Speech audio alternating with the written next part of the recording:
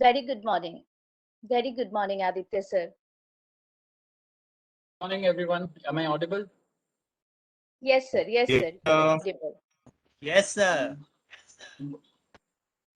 Then am I visible as well? Yes, sir. Yes, sir. Yes, sir. So students, as you all know that today we are going to have our webinar session on marketing management topic, and the topic is setting the tune of sale. So let me introduce first our respected guest speaker today. So before that, we trust that you all are doing very well in this situation, right? So today the task of introducing our guest speaker is of a great privilege for me.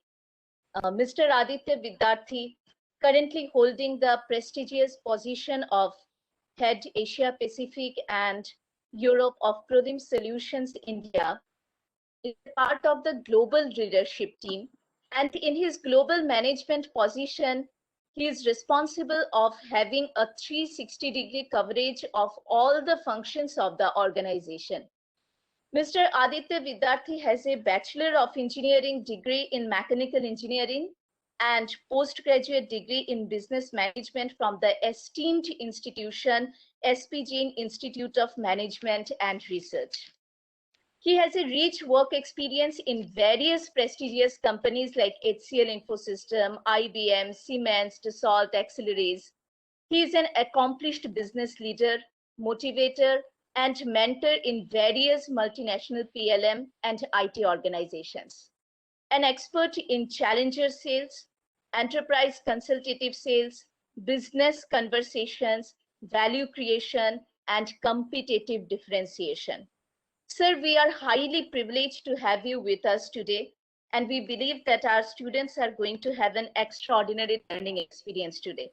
Thank you so much, sir, for giving us this opportunity. On behalf of NSB Academy family, I welcome you heartily to our family. And my dear students, this is a lifetime learning experience for you all. So utilize each and every moment of it. Thank you so much, sir, for giving us this opportunity. Thank you. Thank you very So much. now Yes. I'm giving you the presented, so you can, now this podium entire webinar is open for you. Thank you so much, Sure, sir. thank you. Thank you very much. So first of all, it is indeed a pleasure to interact with you all. The life has come to a place where you can use any platform, whether it is a kitchen table or a dining table or any kind of table as your workbench. The life has been completely the body clock has become 24 hours body clock. There is no night, there is no day, there's no date, there is no day of the week. You kind of work all the time.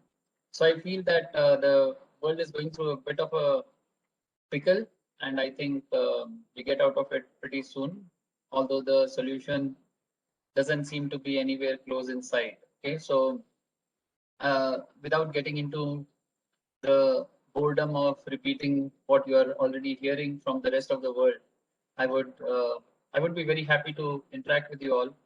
And over the next 90 minutes, I would like to turn the page into a new direction, something which perhaps many of you would not have even considered so far. So thank you very much, first of all, to everyone in NSB Academy, that includes students also, to have invited me over. Sometimes it's quite unnerving to hear your own introduction, right? But when you reflect back 20 years in life, you try to relate to everything that has been spoken of and said about you. Yeah, so then you feel, yeah, quite a lot. Yeah, 20 years has been quite a long journey, I guess. So I've been in the world of sales for, just give me a second. I'm kind of new to Cisco WebEx, so I'm trying to get it right. Just give me a second. If you're able to see the screen, you let me know.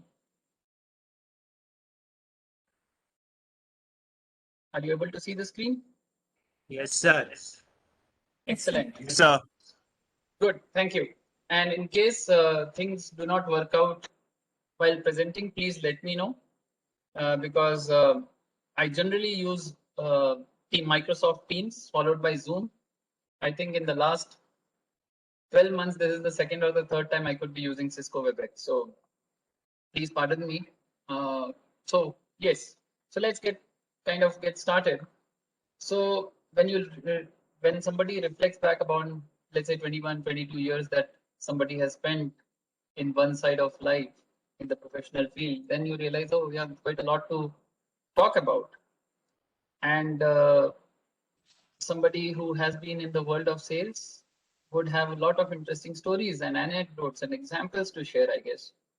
So, and I've got 90 minutes. In 90 minutes, I can't give you a dump of what 20 years has been or what I've learned through the period, but it's like in any book, before the chapter 1, you have something called the foreword or the preamble to the book, right? So we tend not to read that. We straight away jump into the chapters, don't we? But sometimes the foreword or the executive introduction to that book talks about the experience of the author while writing the book, and in which he thanks multiple people who have been inspiration or collaborating on that particular book. So take this as a foreword to what could be the learnings in sales, right? So sales is a very dynamic field, and I would try to talk about it in a little while. But before I get going, okay, 1 second, how do I change the slide? Yeah, there you go. Okay. Now, how do I see participation? Okay, I have got participants. All right, it's more like Zoom then. Okay, so why sales? Who can answer me? Is somebody really motivated for sales here? Is somebody really motivated for sales? Or everybody is all about marketing? Yes, sir. Okay, so why sales for you? Whosoever said yes, can you please answer me? Why sales for you? Why are you motivated for sales? Because to sustain in the market, to sustain in the business, we have to sell something that's in the business starts or like grow. That sales is the main of business. Okay, well that makes a very good case why organizations should have sales team. But why sales for you? Whatever is your name, why is it for you? What's your name? Myself, Alekia, sir. Okay, Alekhya, the question is why Alekhya should do sales. Why I should do sales in the sense I would like to learn about the market, because sales is the first step to know the market. So keep, I unfortunately I would have grilled you more on this for about the next 10 minutes, but sorry, short of time. And if I keep quizzing, if I keep quizzing Alekhya or anybody in this room, I'll keep getting lots and lots of answers. You know what is the right answer to this? Can you please help us, sir? Yes, because if you knew the right answer, you would have given it, right? Yes.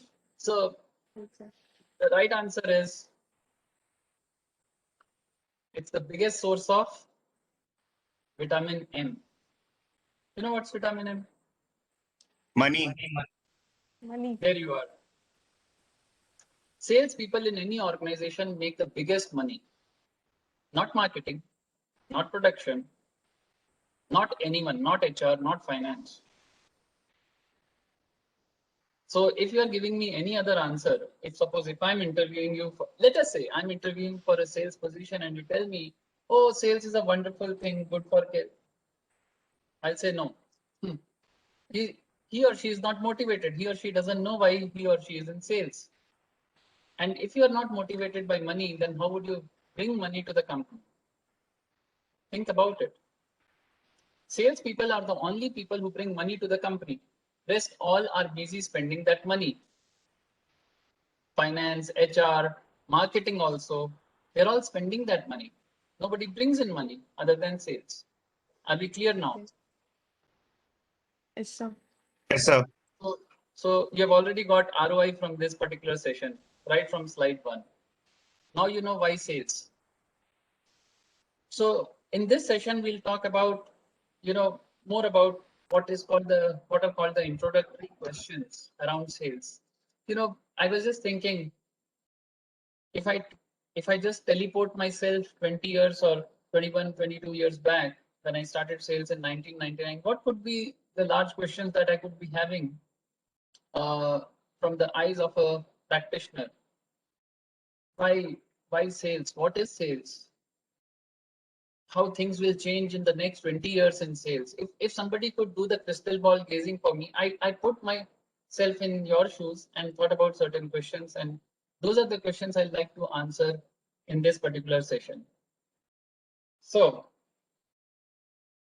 tell me one guy who's not excited about some of these designations. Imagine one of these designations is there on your business card when you, let's say, graduate from NSB, or a few years later after you graduate from NSB. So the question is, is there anybody? There are about, I can see there are about 100 participants. Is there anybody who's not excited about these designations on the business card? And if you're not, then you're in the wrong session. Save your time, do something else, do some gardening, maybe sleep, but don't attend the session.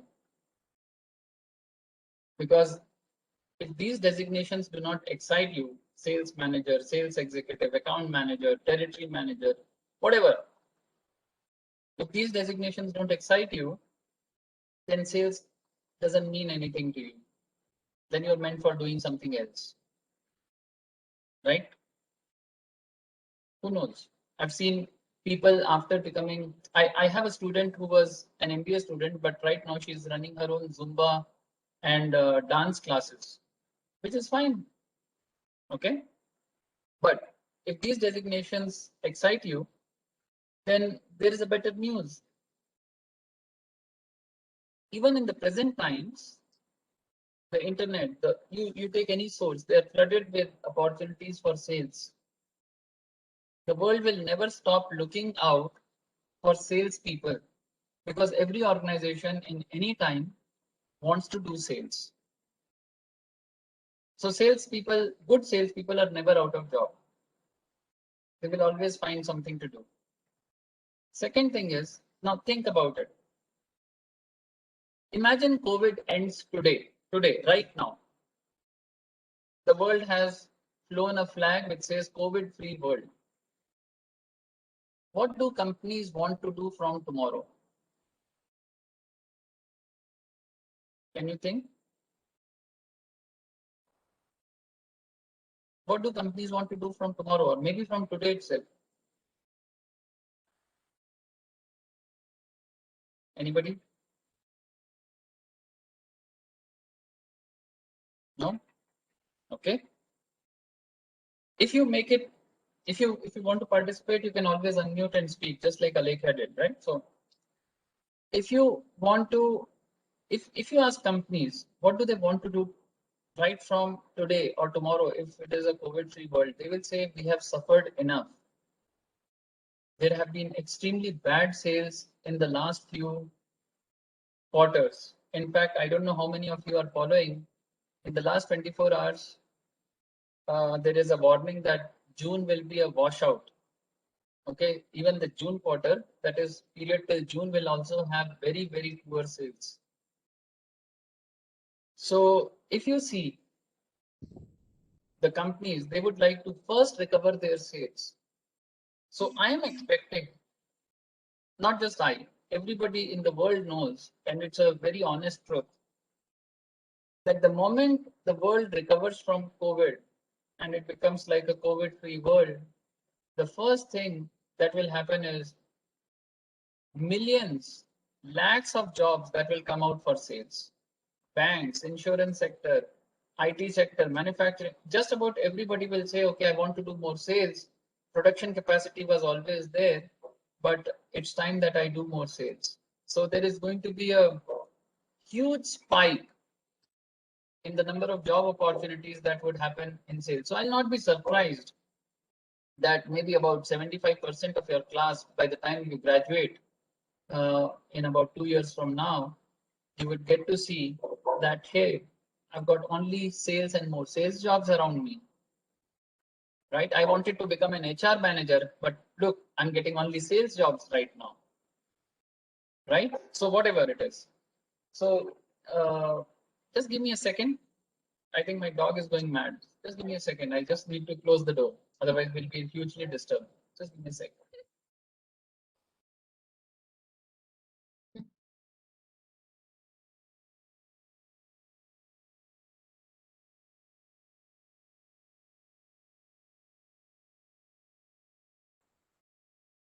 Yeah. So another thing which has happened in these times is the meetings are abrupted by crying babies, pressure cooker going up, or the dog starts barking, or somebody knocks the door. So it's always the case. So the world of sales is going to be seeing a lot of phase shift in time to come, the number of opportunities and all. So are you getting ready for that? And the intent is that you excel, that you really excel in finding the uh, right jobs for which you are excited and you are competent, right? But I've already answered, but why would you care? Because it's the biggest source of money. So if you do not want to earn money and don't want to earn money, or you want to earn money on a linear scale, slow and steady wins the race. If that's the way you want to go for, any other profession would do. But if you believe in fast and furious, want to lead the life in the fast lane, most of the sales people retire the fastest. What is this annotation? Decline. Okay. So if you want to, I mean, most of the salespeople you would find also kind of want to retire fast. They have a kind of a rocket kind of a life, which burns out fast and faster, and uh, and therefore we would like to see that you guys. Somebody is sending me a request to annotate, and I'm declining. Sorry about that. I think because if you scratch on the screen, then it would be problem for everyone. Now, what is sales? A practitioner's view. I want to tell you a story. I mean, take it as a story because you're not having experience to understand. Imagine there is a person, this guy. This guy exists somewhere in the world. Somewhere, let's say he's in Bangalore, just like you and me. And here is another person in this world, and he has a bag full of money with him. Now, this person could be existing anywhere in the world. He could be in Chennai, he could be in Bangalore, he could be in Delhi, he could be in New York. So this person who has a value wants to do transaction with this person who has a bag full of money. And what is the source of this value? What does he have which has value in it? For example, your teachers have value of their experience, value of their knowledge, and they impart that value back to the students, right? That's called value. If this value was available elsewhere, you would have gone to that place. For example, Google. Google has a lot of value today. YouTube has a lot of value today because every time you watch YouTube, you learn something, you see something. So every transaction that you do in this world is from value. You give 50 rupees and the vegetable guy gives you, let's say, a dozen of bananas. So you see value in banana, that's why you are giving money. If there was no value in banana for you, why would you give money, right? So the source of this value, in this case, happens to be a product or a service or an expertise that this person has. You go to a salon and the guy doesn't give you a product. He gives you a service for which you give money. So here the salon guy, the barber or the hair stylist has some value for which you give money. So, and this money, the guy with the money, just like this guy with the value has a product, a service or an expertise to offer, this guy who has a bag full of money has what? He has only three agendas. One of the three agendas. Either he wants to increase his pleasure, or he wants to reduce his pain, or he wants to stay out of jail. He wants to avoid police, right? Why do you renew your pollution check of your vehicle. Don't tell me you are so environmentally conscious, right? No. Half Just of to the get time saved from the cops. yeah, you want to stay away from cops. You want to stay out of jail. Jail means you have to stay law-abiding citizen. So either you are doing something which helps you increase your smile, or you want to do certain things which reduce your pain, that is reduce your sadness, or you want to stay away from the law and stay away from the police.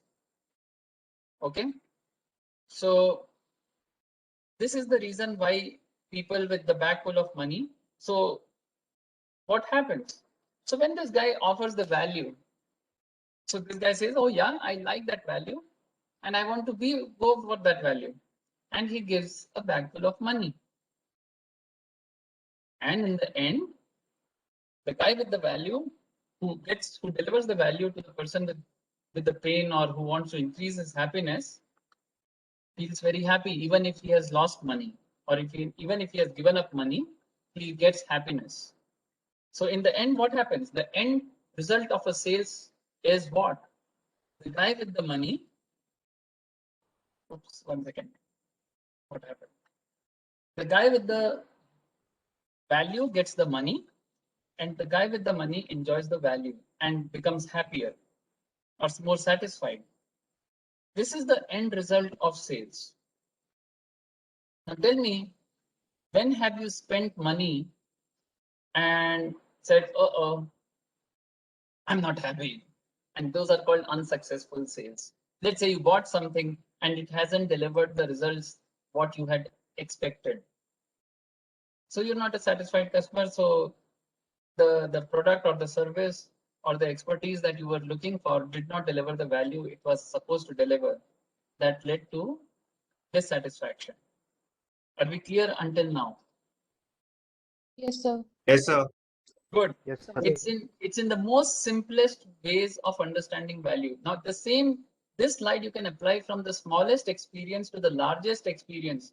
Whether countries are buying fighter jets to a person like you going to a barber, everything is describable. Everything can be described using this slide. If the sales is so simple to understand, how can a person sustain 22 years in this like me? Or maybe 30 years. The problem comes, there is why this value? And can there be more people offering the same value? And if there are, then comes competition, then comes sustenance, then comes money. I mean, there are a whole lot of complexities involved, right? So in simplest story, this is the simplest form of story. But to disturb this fairy tale story, there are a lot of things that come and disturb this fairy tale story. And hence, sales becomes very interesting, right? So if this is understood, I'll move ahead. So I want now participation, please. Okay, because I get tired very soon. So just joking, but I need participation. Why do you think you will succeed in sales? So start answering. I want to just jot down some points. If we have the right product to sell, then we will succeed.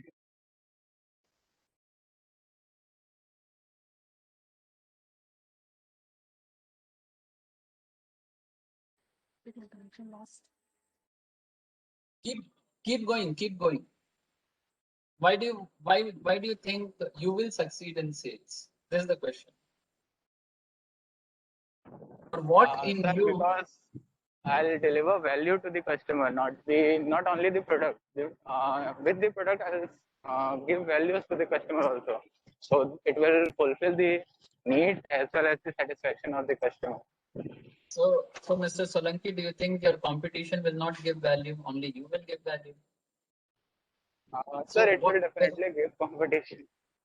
So question is, what in you? Let me reframe the question. What is there inside you that makes you feel that if you join sales, you will be successful?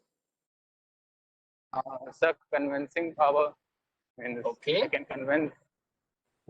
Good. Go ahead. Well prepared in advance, being proactive, being creative. Okay.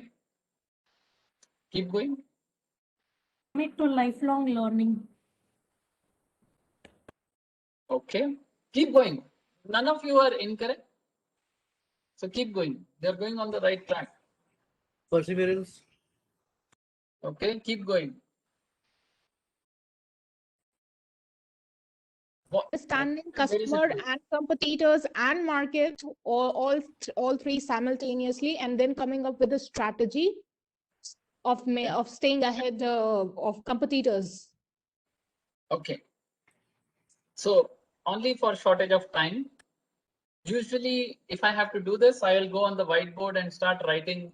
See, therefore, there is a whiteboard right at my back, right? So I keep doing these kind of sessions by placing my laptop and start writing down on the whiteboard. But because we have shortage of time and I just need to ensure that we have a meaningful dialogue, I'm not taking that whiteboard route. Okay, why do you think you will succeed in sales? I've asked this question to a lot of people like you.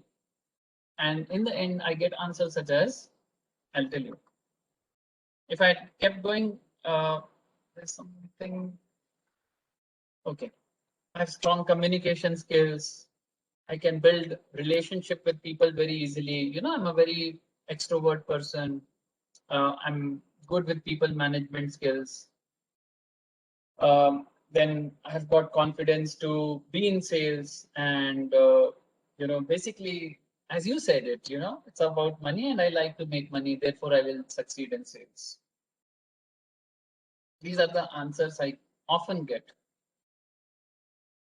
Okay. But unfortunately, wrong answers. Why wrong answers is as follows. Do you think a more flowery English will become a salesperson? Oh, I have great communication skills. I can make sentences. I can use words like no one. I have the empathy in my eyes and my body language. Therefore, I can develop that relationship fairly quickly. I'm good in conversation. So, see, these are prerequisites to any profession. Even if you are a doctor or a lawyer or anyone or even a teacher, if you do not have all this, then you won't succeed in your profession. This is the basic prerequisite to any profession today, right? But the right answers today are one, the entrepreneurial skill. Imagine you are the owner of a business. How would you behave for your business? Would you let money sink? Wouldn't you use uh, all your creativity, all your passion, all your time? If you are running a business, imagine any business. Some of you will have family businesses, right? Your parents or your uncles could be running some businesses, or your brothers or sisters could be running some businesses. Ask them, do they see a day? Oh, today is Sunday, I will not work for my business. Do they see a time? Oh, it is 11 p.m. Oh, I will not work for my business. An entrepreneur does not see a day or a time to do business. That's the easiest definition of an entrepreneur. There's a big difference between an employee and an entrepreneur. Employee sees day. Oh, today is Saturday. Chalo, mera chutti hai. Sunday. Oh, come on. Yeah. Sunday, though, I don't open laptop. This is the employee mentality. Right? So my request is understand the difference between an employee, a manager, and an entrepreneur. Your entrepreneurial skills will be extremely necessary to succeed in sales. Problem solving and analytical skills. You know, problems in maths, physics, chemistry, statistics are a lot easier to solve. The bigger problems are problems arising in the real world, problems arising out of relationships, problem arising out of several other things. Those problem solving skills, how do you negotiate at every single turn of your life, will determine whether you will succeed. The idea is not to be in sales or not. I'll tell you 80% of you will break into sales. But 5 years later, only 10% would remain in sales. Why? They couldn't sustain. So let me give you an example. Now, one would say, come on, man. No, ICICI Bank doesn't have salespeople. No, it's incorrect. Come on. Don't look at the designation. Really don't look at the designation. The designation in a bank could be relationship manager or personal banker. They're all selling, my friends. They're all selling. They all carry targets. Don't look into the designation. Look into what they're doing. They all carry targets. All of them. Even doctors employed in hospital carry targets. So please do not think that there is someone in this world who can stay away from sales. Okay, so listen more and speak less. Exactly opposite of what I have got great communication skills. I've got great speaking skills. No, great listening skills make you a superb salesperson. I'm not saying don't speak, but speak less and listen more. Risk-taking appetite. If you want only one way of the graph to go, don't get into sales. Your graph in sales is more like a sinusoidal wave. It's like a wave. It goes up, it comes down, it takes different shapes. And sometimes, for example, last 2 years have been terrible for salespeople. Terrible. 90% salespeople in this world have lost money in the last 2 years, in the last 1.5 years now. Patience to self-learn. Extremely important. If you expect somebody to come and teach you again and again, no. You got to weigh, you got to analyze your steps with every possible transaction. What went right? Why did it go right? What went wrong? Why did it go wrong? What could have been done better? Where did I slip? And where did I fall? In fact, in this Ethiopian language, there is a very interesting proverb. Don't look where you have fallen. Look where you have slipped. Because the fall could be multiple years later, but the slip happened multiple years earlier. So these are some of the things you have got to be ready and be ready to see your earnings in a sinusoidal wave. That's what I was talking to you. No 2 years are the same. Today's zero could be tomorrow's hero. That's how sales works. And the opposite of it is also true. So one has to be having an extreme end of risk-taking appetite. Is there any question on this? You can ask a question.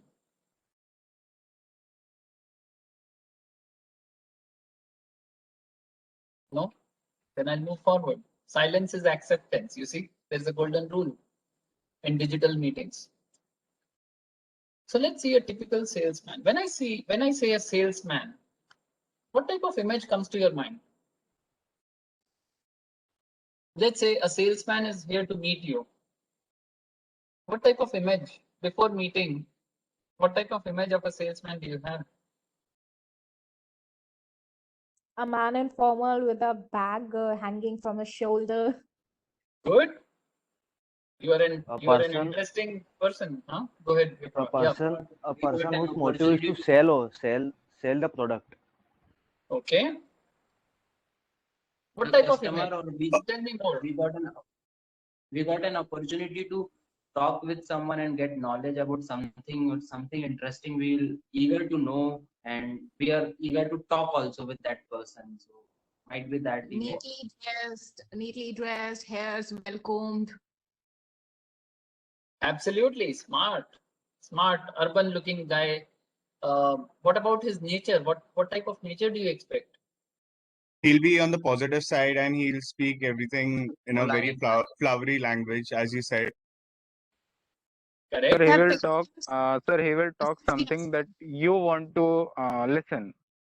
Absolutely, he'll talk all the pleasant and sweet things that you want to listen as a customer, right? What else? You're absolutely constructing the right man in your mind.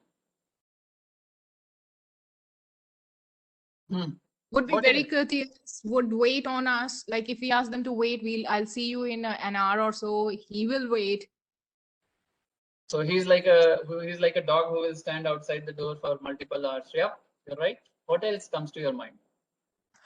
He will Not never dog. tell you the That's negative derogatory thing. comparison. But yes, waiting on No, somebody no. doesn't make sense You at know all. what? Excuse me, Shipra, I can contest with you. I'm a good debater.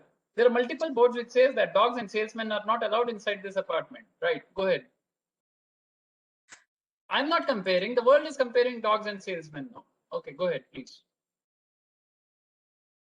I'm being brutally honest, yeah? Go ahead. What else comes to your mind? They try to convince you, like, make sure that you buy the product. Oh Like yeah, persuasive as hell. You're dead right. they're very So persuasive. I'm happy that you're constructing a typical salesman really well. Unless proven otherwise, the buyers assume that the salesperson is an aggressive, insincere, pushy, over-friendly, less informed. If you ask a technical question, the salesman will say, oh yeah, it does. How? We don't know. And habitual liar. Do you want to believe everything that a salesman will tell? Would you? Oh. No. He's No, a sir. habitual liar. I'll tell you a very interesting story. When I was marrying in 2004 to then my would-be wife, I asked, "Do you even know what I do?" He said, "Yeah, you're working in IBM. That much I know." So I said, "No, I'm a salesman." So she said, "Liar." I said, "Really? No, I'm serious. I'm telling you, I sell. That's what I do. I'm a salesman." No, she said, "No, salesmen are always liars." This was her sentence about my profession then. So this habitual liars is my favorite because it has happened to me. But this is a typical salesman. Okay, this journey and customers. If you are the customer facing such a typical salesman, imagine a guy who's there to sell a vacuum cleaner at your door. You will be able to recognize all these behaviors, all of these behaviors fairly quickly, don't you? For everything, hello madam, how are you? See, the moment he starts speaking, to his body language, to everything that he will do, you will be able to decipher all of this fairly quickly. Won't you? Tell me. Yes, sir. Good. Yes, sir. Good. Thank you. And certain things, you know, it's not my slide. I've borrowed it from a research paper. There are certain words that salespeople use which reflect their personality, which is on the wrong side. That they are insincere is described by these set of words. I'll not go into each and every word, but honestly, trust me. So what? Until now, I shouldn't have trust you? Trust me, sir, this is the best price. Now that you have told me to trust you, I wouldn't. Because these are the words, these cliched words are the ones which represent this particular thing about the salesperson. 1 second. Exaggerating, okay, weak, ambiguous or untrustworthy, and simply manipulative. So these are and I've just copied these set of words from that paper and put it here. That these are the set of words that psychologists have found irritate the customers more than they please them. Are you getting me? Yes, sir. So, So for example, I'll just take this particular example. Only this. Imagine a salesperson says, what you need is a vacuum cleaner which can actually suck so and so and also can wash so and so. This is one way of saying. So that means this salesperson is manipulating the brain of the customer. Versus a salesperson says, what in your opinion are the 5 more important things that a vacuum cleaner should do, and what makes those functionalities more important? Good question. Open-ended question. Great question, I would say, to build that conversation. So whichever way you want to look, so researchers have spent, by the way, sales is a very, very, very old profession, perhaps the oldest. So sales is something which is not new in this world, nor are salespeople. What has happened is the world has changed considerably in multiple different shifts. And it is very important to, for a sales profession, I told you, right? Sales is a very, very dynamic field. Okay. Just give me a second. Yeah. So we're doing good on time. So sales is a very, very dynamic field where things change every few years and change quite dramatically. So let's look at the evolution of sales. And this evolution of sales, I have personally seen. I started my career in 1999 in sales. And since then until now, I have not changed. I've not stayed away from sales even for a day. It's not that in between I became somebody else and then I became sales again. No. So until 2000, the world was without internet. Are you getting me? Excuse me, sir. Yes, sir. Yeah, please. Somebody has a question? You're allowed to ask. Yeah, I have a doubt in the previous slide. Okay, let's go to the previous slide. Yo, go ahead. So, if these words are disrespect, and what kind of words can be used to be more respectful to the customer? Very good question. My simple philosophy is use less adjectives. Do we have any specific words? For example, our scalable, robust, feature-rich, elegant, and easy to use machine will increase your business outcomes massively. And the customer says, how exactly is robust, scalable, feature-rich, and will change my business outcomes? The sales guy will scratch his head and say, hey, I didn't say that. My marketing brochure said that. So go and ask those guys. In other words, you go back 2 slides and where I said, speak less and listen more. Don't give answers, ask simple questions. Allow the customer to be buying from you rather than you selling it. Have you gone to Shoppers Stop? I'm sure you have. Once upon a time, there used to be a thing called Shoppers Stop. Right now, there is Amazon. But then what happens here is in any good store, the customers are allowed to buy at their own pace. And what happens is when the customer needs some help, all they have to do is look over their shoulders. They will find that a couple of eyes are watching them. And all you have to do is, can you just come here for 2 minutes? That guy would come and say, okay, good afternoon. So how can I help you?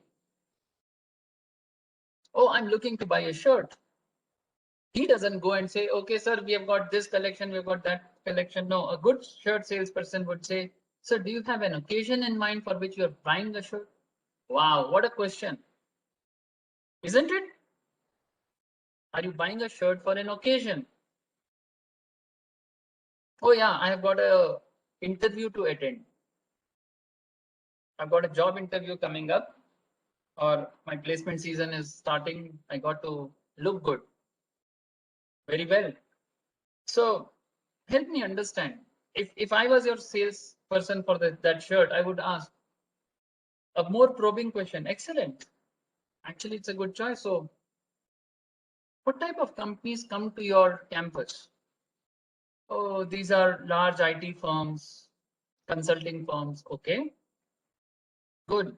So then I'm a salesperson. So do you think that buying some sober colors would be better. So let me show you some. Most of the people who are attending interviews for such companies buy sober colors, plain colors, light colors, which go very well with the dark pants. Now, same person answers in a different way. Oh, I'm getting a lot of new generation companies, startups, venture capital funded small firms which are coming, IT firms, electric vehicle firms, some startups are coming. Oh, excellent. They are all very young crowd. So I'm a salesperson. I'll tell you that that's a very, very young crowd. I would tell you buy some more vibrant, more brighter colors. Don't buy those, that light colors and those simple colors. Buy more vibrant colors. The least you can do is have some stripes and some checks, which go very well with those kind of companies. See, the same salesperson understands your world and recommends you something which is a completely different outcome. Ask more, speak less. Right? Are we now on the same page? Yes, sir. Listen, my friends. Sales is about asking great questions, building right scenarios. If I'm your shirt salesperson, trust me, I will have 12 different methods to sell different shirts. 12 different methods. And I will use one of the methods looking at you, sizing the scenario, what answers you are giving. In fact, there's a book called Questions. Just questions, in which the author in its first introduction says, companies in North America, sincerely, this is exactly the paragraph. I have that book. Companies in North America spend millions of dollars every single year. $1 million means $1 million means 7.5 crore rupees. Companies spend millions of dollars every single year just to train salespeople how to ask questions. And you know why? Look at this way. How many people are there? 119 that I can see. Reflect back upon your education. Really reflect back upon your education, your formative years in school, first kindergarten, first standard till 5th standard and beyond. What do teachers expect you to do? Answer. Isn't it? Teachers ask, students tell. Isn't it? Tell me, yes or no? So, it's not the other yes, way. sir. Yes, sir. Nobody teaches how to ask good questions. So questioning is more difficult than answering. I read a line and which has got printed in my head. The line was, the intelligence of a person is understood by the answers he gives, and the cleverness by the questions he asks. See? So clearly stated. So questions make a lot of difference in sales. If I have to differentiate between a great salesperson, a good salesperson, an average salesperson, and a poor salesperson, will boil down to how do they ask questions in a conversation. What questions? How do they frame those questions? To whom they ask those questions? And how do they build that conversation based on the questions? So in case you are undergoing the business communication course, focus on the chapter which talks about conversations and how to ask questions. Okay, sorry. Can I move ahead? Yes, sir. Yes, sir. Thank you for rolling it Yes, back, sir. because if you don't ask your questions, then how would I know that what is troubling you? So evolution of sales. Now, until 2000, there was hardly internet available. Trust me. Now it looks, oh, wow, what 20 years back there was hardly any internet. That's true. Smartphones weren't there. Google was not born. YouTube was not there. Facebook wasn't there. So life was very different until 2000. I remember when I joined the first company, and in 2000 I was still doing my first job. We did not have personal computers for everyone. Even if I was in HCL Infosystems, which was a personal computer making company, we did not have personal computers on every desk. So between 5 salespeople, there were 2 computers. And only one of them had internet. Leased line, broadband, Wi-Fi, none of this was there. So what happened in that world was that the customers would get their knowledge. What was the source of the knowledge for the customer in 2000? Can you think? How would customers? Newspapers, advertisement, magazines.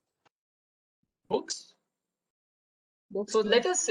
let us say what is new from Eureka Forbes? Which model? What product? How would a customer get to know? Magazine. Advertisements. Door selling was there. Magazines. How many magazines? Advertisements.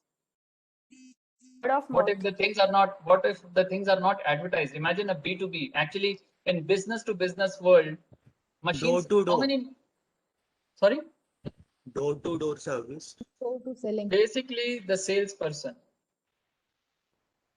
The customer would call up the salesperson and say, hey, come over, I want to have a discussion, in which he will tell, okay, I'm looking for buying a server and 10 desktops for my office and a few printers and a few UPS. Can you please tell me what is that you can offer? So the world was all about salesperson. And I'm talking about B2B. B2C, for B2C products, oh, there is a new fruit juice flavor that is getting introduced from Parle Agro. Okay, of course, that advertisement is there on TV and newspaper, but not the machines. Let's say textile machines. Let's say I'm having a mill and I want to buy a new textile machine. What was my source of information then? I wouldn't watch any advertisement. There is no advertisement on TV about textile machines. Only consumer products are being advertised on TV. Isn't it? Yes. So salesperson was all about educating the customer about products. Tell more about products. Tell more about differentiators from the competition. Back in 2000, I had competitors like Compaq, HP, Lenovo was not born, Dell was not IBM. there. Dell was there, but it was all direct from Dell, straight away internet based. So Dell was there. We didn't have laptops. Sorry? We didn't have laptops. Then I remember Compaq Presario was there, which was 2001, almost yeah, 50,000, 60,000, 50,000, I remember. Correct. So 2001 is when the laptop culture started, to be honest, 2001, 2002. And laptops were a very prestigious product, very prestigious product. So I was involved in laptop selling in IBM in 2001 and 2. So I can tell you for sure what type of esteem value that this brand ThinkPad had. So IBM had a brand called ThinkPad, and ThinkPad had such a powerful brand. So people were saying, oh, I want to buy a ThinkPad of Compaq. So it's like telling Xerox. Xerox is a machine, I mean, is a brand name which is synonymous to photocopy. So people don't say, get me a photocopy. People say, bhaiya, iska ek Xerox la ke de do. So that it's like that kind of a thing. So people in until 2000 had more emphasis. The salespeople had all about talk about product. So I remember in 2000 or in 1999, I was asked to really mug up all the possible brochures of my company. How many PCI slots? What is the expandable memory? How many disks can it hold? What is the keyboard specification? 104 mechanical keyboard. Everything was like a road power. And the salesman was walking and talking brochure of his company. So if you want to become a walking and talking brochure of your company by memorizing your product, think You are a salesperson belonging to the 2000, late 90s to 2000. That's all you are. You're talking about features and functionalities. The world started changing rapidly. In fact, the change was so sweeping that for a moment, salespeople were thinking, what the hell is happening? Now customers are getting educated because there is internet. Before I even enter the meeting room, the customer has already Googled, has already gone to my website and downloaded the product brochure, and he's asking me, all that what you're telling me, I already know. Tell me more, what I don't know. And salespeople were getting cornered by the customers. And then the world said, look, let's go. Then there were a lot of sales researchers and people who said that, okay, it's time not to focus on products, but to focus on problems that the customer is facing. Why are you trying to buy computers? Not what computers will you buy, but why are you buying computers? And what in computers would you like to see? And therefore, the world moved from product selling to solution selling. And the idea was to ask more questions. And the world started calling consultative sales. Now, can you tell me one profession which is paid for because they ask questions? What do you call people who ask questions and more questions?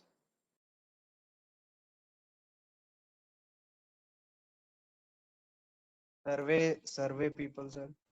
Those who take survey. Or yeah, survey people. Keep Sir, saying. journalist. When I hear the right answer, I'll stop you. Sir, journalist. Journalist. Keep going. Journalist. Keep going. Keep speaking. Lawyer. Rapid fire. Lawyer.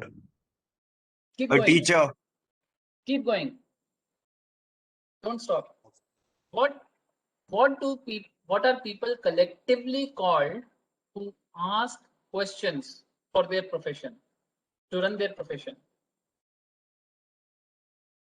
Collectively called. Psychiatrist. Keep going.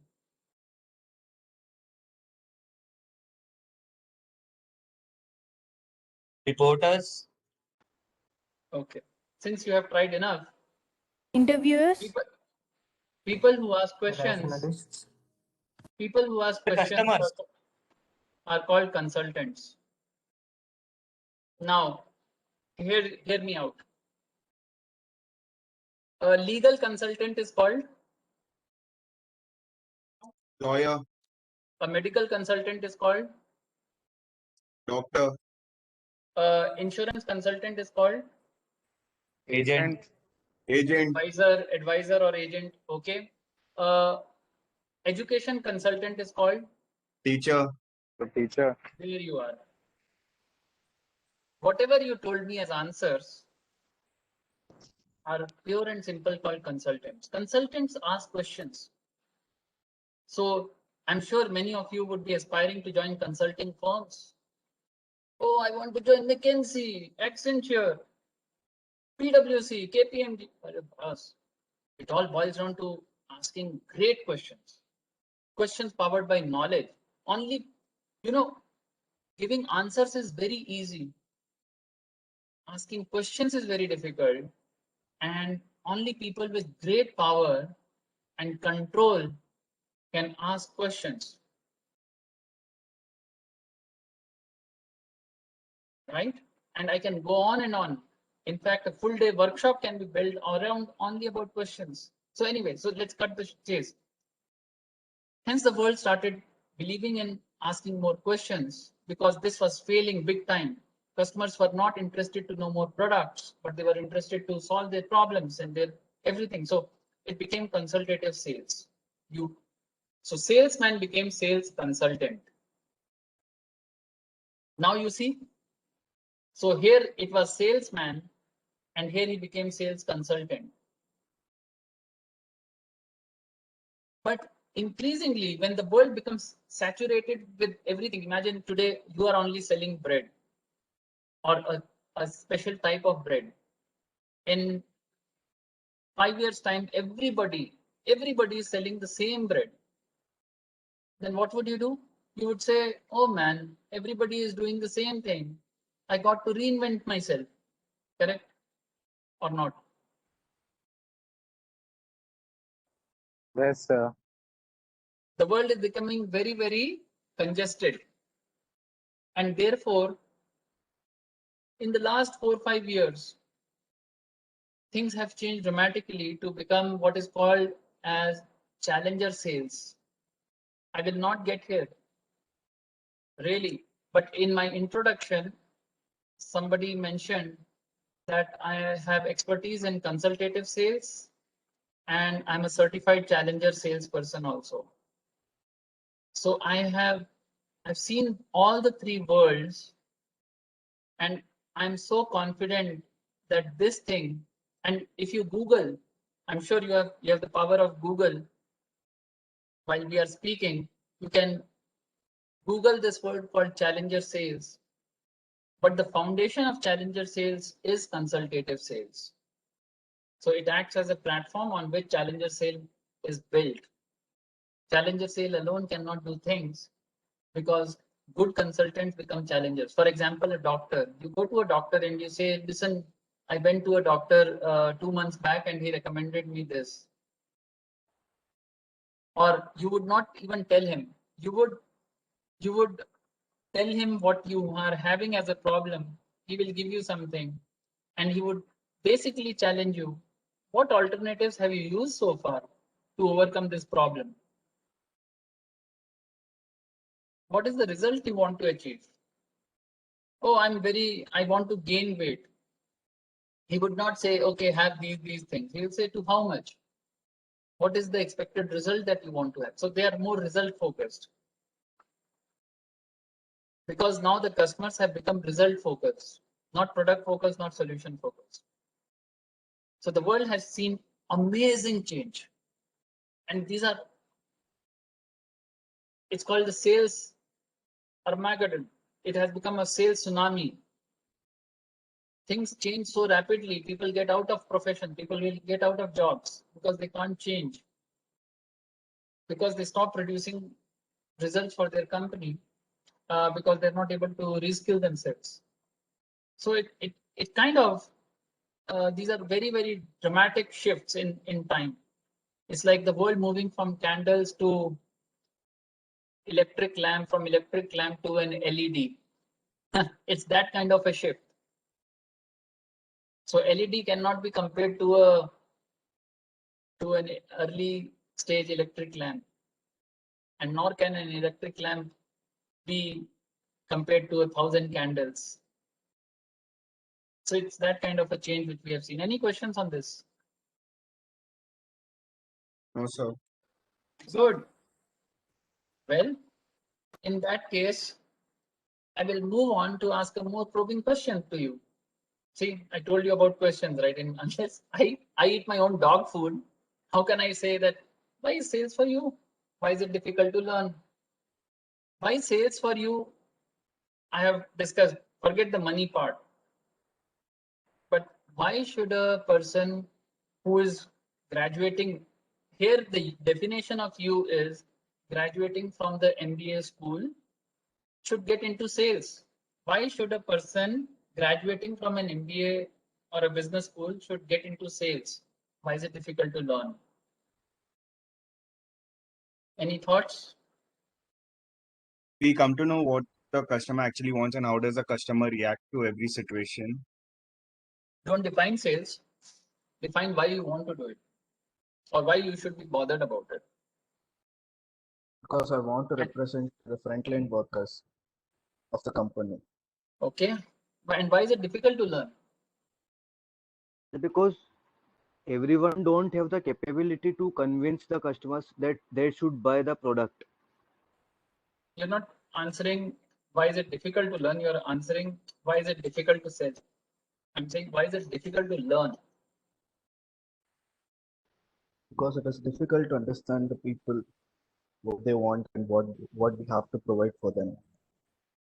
See, let's go back to a simple learning. Let's say you want to learn karate.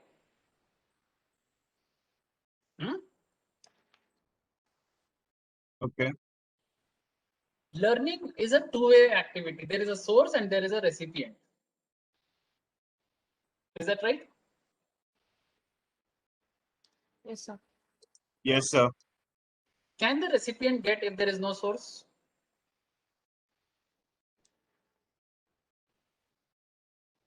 So why is it difficult to learn? Number one reason, and I'll tell you why is it difficult to learn, because Mr. Philip Kotler has destroyed it. I'm so sorry. I'm speaking to people who have Philip Kotler in their bookshelves. Do you all have Philip Kotler? Yes, sir. Yes, sir. Please, my due apologies to the great professor, but then he has made his money. Honestly, every time a Philip Kotler is sold, he makes money. Every single book in this world, and it's not just in India. If you were a student in Brazil or a Turkey or a South Africa, you would still be buying Philip Kotler. That's honest truth. So Mr. Philip Kotler is a multi-millionaire. Okay, even if he's you have to look for him.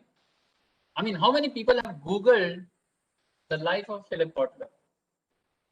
Where does he stay? How does his house look like? What does he do? How is his family? What is his personal work? No one, right? Because we have got better things to Google. We know what exactly Katrina Kaif is doing today. Where is she? In Maldives or in Seychelles? We don't know, but yeah, we want to know about that. So anyway, let's come back to the topic. I've already told you, why is it for you? I mean, for students who are graduating out of the business school, first thing is post-COVID, there is 100% possibility that 80% of the class will get into sales. The only takeaway that you should have is, man, life is going to be very different in 2022 when I graduate out of the school, or 2023 when I graduate out of the school.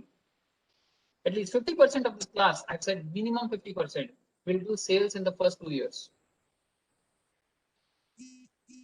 And these are very, so consultants give very conservative estimates. Even if I want to say 80%, I will write 50%. Sales management is very challenging, perhaps the most challenging role that you can get into. Therefore, people are scared about it. And why should you not be? Whenever you find a difficult thing in life, you get scared of that, right? It's going to be scary, and the fall would be pretty tough. Ooh, everybody will be watching me. What if I fail? So let me not get into the tough things in life. So yeah, people in sales can cry, literally cry, with tears coming out of their eyes in the first 1 or 2 years. It's tough. It's not easy.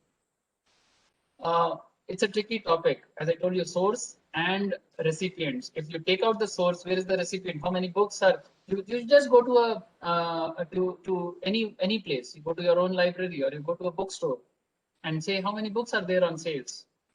1. How many books are there in marketing? 10. Really. So not too much of stuff available. And it is often confused with marketing. Tell me more. And kind of my personal kind of blood slightly boils when people say sales and marketing in the same breath. Huh. What are you doing? Sales and marketing. What is your specialization? Marketing.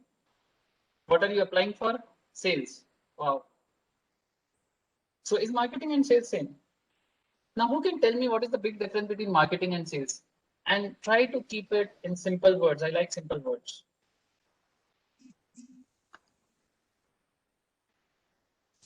Marketing is a pre-process and sales post-process, like after manufacturing. So marketing doesn't happen after manufacturing.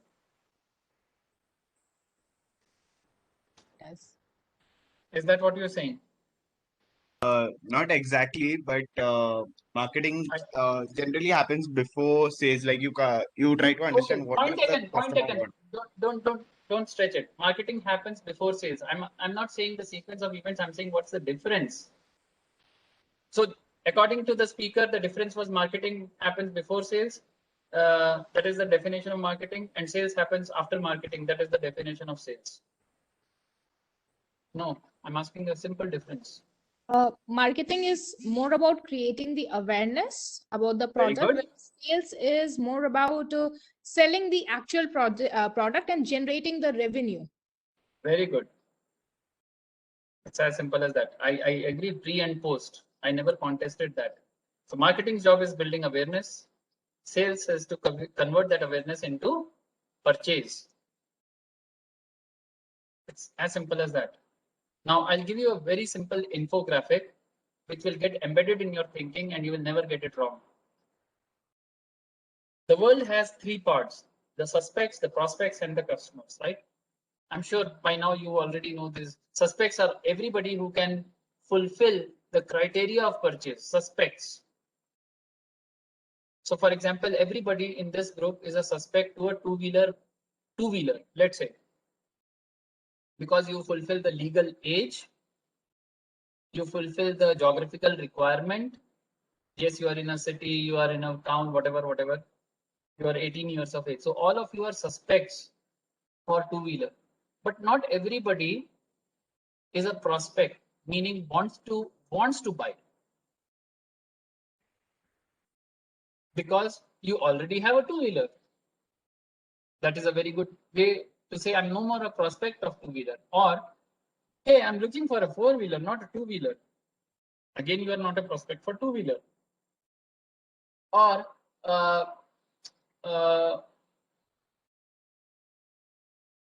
some other reason, let's say some reason is making you not every suspect. If there are 100 suspects in this audience for two-wheelers, there are only 60 prospects, let's say. Are we getting it? So now let us say Honda motorcycles or Honda scooters brings out a new, very sleek, very trendy 125cc or a 150cc scooter, state of the art stuff, and it is hybrid, can drive on electric, can drive on petrol, whatever. So they're bringing out such a product. So 60 prospects are there, but eventually 5 will purchase, and those are customers. Are we clear now? yes, sir. Good. This is the role of marketing. So the difference between marketing and sales, and this is the role of sales. Marketing makes suspect into prospect. What we called as awareness, if we can use slightly better educated management English, if I can say, you mean the same. I'm never denying that you meant something else. Building awareness, building education. So what does it do in marketing or in management jargon? It's called suspect to prospect. Converting suspect to prospect is marketing job. Converting prospect to a customer is a sales job. Are we clear on this? Yes, sir. Yes, sir. Now, can you absolutely nail it in an interview? If somebody asks you what's the difference between marketing and sales? Yes, sir. Yes, sir. Yes, sir. So this is the zone for my friend Philip Kotler, PK.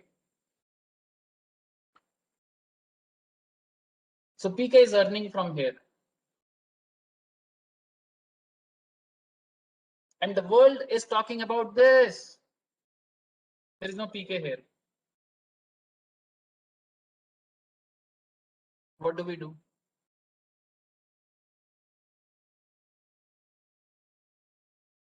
This is the problem. Now you understand why so many freshers say, man, why are we not finding success in our interviews, in our selection process? Why? This is the problem. Because for every question that we ask on sales, I get answers around marketing.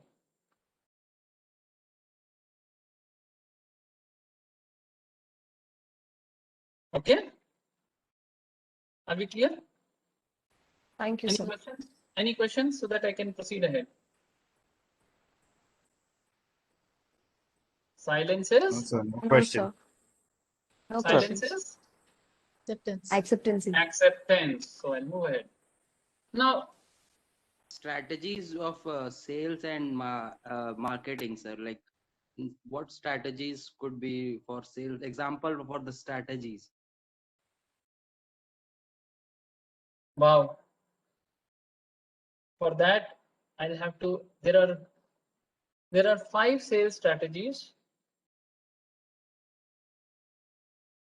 And to describe them, we will need at least 3 sessions of an hour and a half.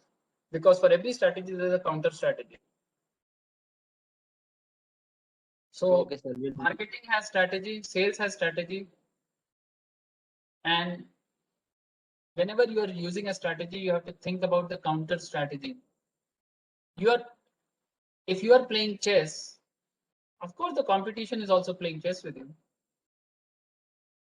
Right? So for every strategy, you have to think what is the counter strategy that can be deployed by the competition, and how far is my strategy better than their counter strategy to win the customer.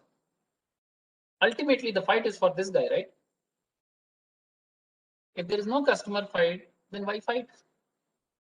The fight is to acquire the customer, not because I want to fight. Correct? So let's move ahead. Now, let's focus on some of the industries to understand. So remember, red triangle is suspect. The yellow triangle is a prospect. This is the prospect. And the green triangle is a customer here. So which industry do you think believes that 90% of the work is done by marketing, only 10% of the work is done by sales? Which industry comes to your mind? Sales people do only 10% of the work. 90% of the work is done by marketing. So advertising industry. Pharmaceutical. Advertising is not an industry. Advertising will cut across all industries. You want to advertise every possible thing. Medical or pharmaceutical industry. Oh, really? You know the drug's name by heart, and you go to the medical store and say, I want to have that particular drug? No, you don't. Automobile industry. No. FMCG. What? What was the last answer? Just repeat the last answer. I think I heard the last correct answer. FMCG. Sir, education. Brilliant. Brilliant. So when you buy a shampoo, the lady who answered this question, I don't know, but when she goes to buy a shampoo, she doesn't go to buy a shampoo. She wants to buy the shampoo. Is it right or not? Yes, sir. She will write, I want Sunsilk bloody egg yellow color shampoo. Yeah. I don't want to buy anything else. Keratin or collagen treatment. हाँ वो उसमें alkaline treatment some anti dandruff उससे वो करीना कपूर का dandruff गया सब मेरे को पता है so I need to know exactly whether that product is there. So the product is, you don't write in your shopping cart you don't write in your shopping cart 10 kg atta, you write 10 kg आशीर्वाद आटा. नहीं Pillsbury available है, नहीं चाहिए. You will write exactly the product. You don't write toilet cleaner, you write Harpic. There are other things, but no, I want Harpic. So Cadbury's Dairy Milk is Cadbury's Dairy Milk. Even if there are other products, I don't. So marketing does 90% of the human purchase. And what does sales do here? What is the role of sales in this?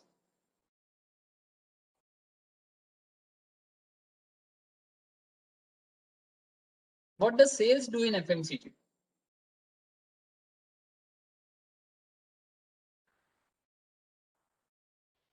just placing them in the market. Brilliant. Sir, just You taking said, no, orders. no.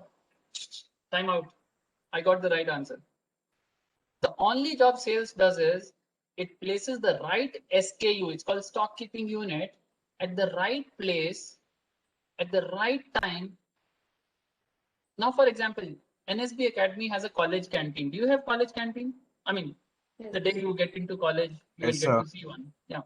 So let's say you have a college canteen. In that college canteen, let's say there is Haldiram Bhujia. Okay. Do you get a 500-gram pack there? No. You will get a 5 rupee or a 10 rupee pack, which you can consume immediately and throw the wrapper in the dustbin. And in your college canteen, you will not get 200 ml or 100 ml shampoo bottle. You will get that chota 10 ml or 15 ml sachet. Consume once and throw. But a family guy would need a bottle, would need a 500-gram pack, which we'll find in Big Bazaar or a Star Bazaar or wherever, or an Amazon. That's the difference. Okay, let's focus on the next industry. 75% is done by marketing and 25% is done by sales. In other words, can I just reconstruct? It means that if there are 4 customers, 3 are owned by the efforts done by marketing and 1 is converted by the salesperson. That's what it means. Sir, automobile industry. Automobile industry. When I hear the right answer, I'll stop. Textile.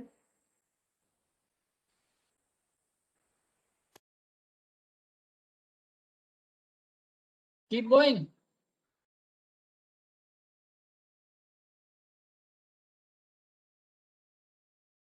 No?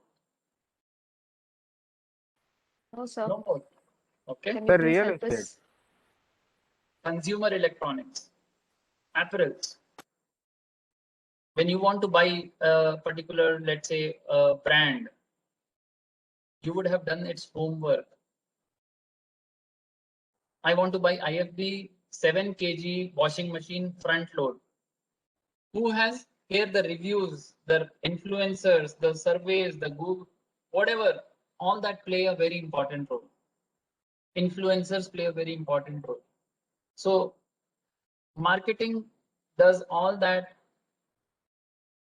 and the salesperson is able to reconvert 1 out of every 4. What about this 50-50? That means, 1 second, 1 in every 2 customers is won by salesperson and 1 in 2 customers is won by marketing person for the company. Are you understanding this? 50-50. Marketing brings Automobile. 50% customers and sales brings 50% customers. Which industry? Somebody said something. Automobiles. Dead right. Which means that if a customer enters a Honda showroom stating that I want to buy Honda, there is every possibility that a Hyundai guy can convert him into Hyundai. Or a Toyota guy can snatch that customer from Honda. Or vice versa. 1 customer, for every 2 customers, 1 is won by marketing, 1 is won by sales. Are we clear on this? So here, Yes, 9 are won by marketing and 1 by sales. Here 3 by marketing and 1 by sales. Here 1 by marketing and 1 by sales. Are we clear? Yes, sir. What is the next industry that you can think of? 25% customers are won by marketing, but 75% customers are won by sales. Sir, insurance. Keep going. Telecom, sir. Insurance का तो ad भी नहीं पता यार मेरे को. In as simple, all insurance ads looks the same. Telecom, So sir. you can say insurance is something like this because it's highly agent driven. But Policy Bazaar or similarly other countries have different insurance portals. Now even that thing is changing. Yes, sorry.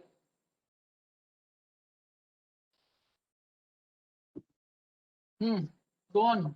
Which industry? Telecom, sir. Okay, next. Hospitality. More. Travel. Hospitality is very loyalty driven, and larger decisions are driven by the fringe benefits that hospitality used to offer. Because whether I do it in Marriott or Sheraton or a Taj, I know the chocolate fudge would taste the same. Yeah, go ahead.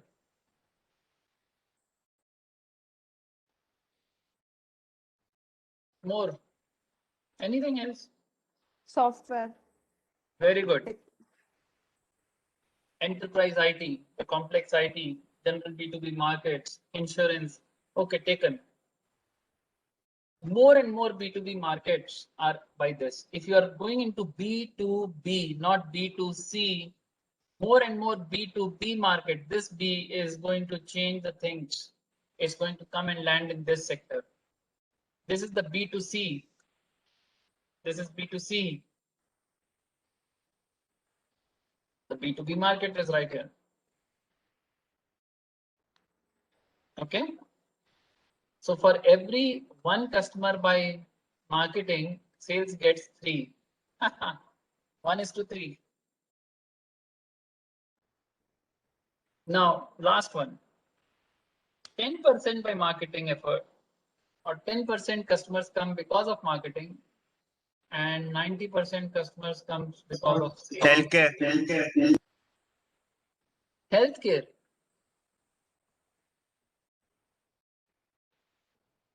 Okay. Aviation industry. Which industry? Aviation. Beautiful.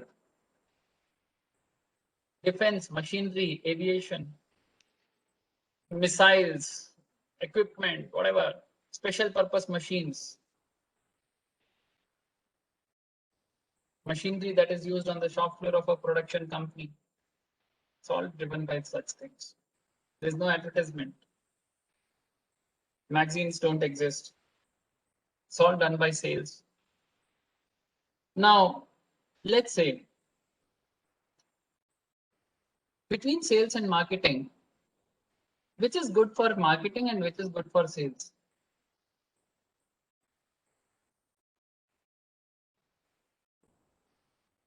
B2B is good for sales, B2C is good for marketing. Very good. So remember, the world is about lip and the hip. Low involvement purchase and high involvement purchase. The more low involvement purchase you have, it's great for marketing. Great for marketing career. You want to become a marketing manager? Look for these kind of industries. You becoming a marketing manager in these kind of industries? I'm not saying it's bad, but the number of positions are less. Very less. And in fact, these industries accord more pampering towards sales, and these guys accord more marketing. So that's why if you pick up Philip Kotler now, you will find examples from P&G, Cadbury's, and all those consumer companies, Whirlpool, Electrolux, General Electric, all American firms, Coca-Cola. Don't you think so?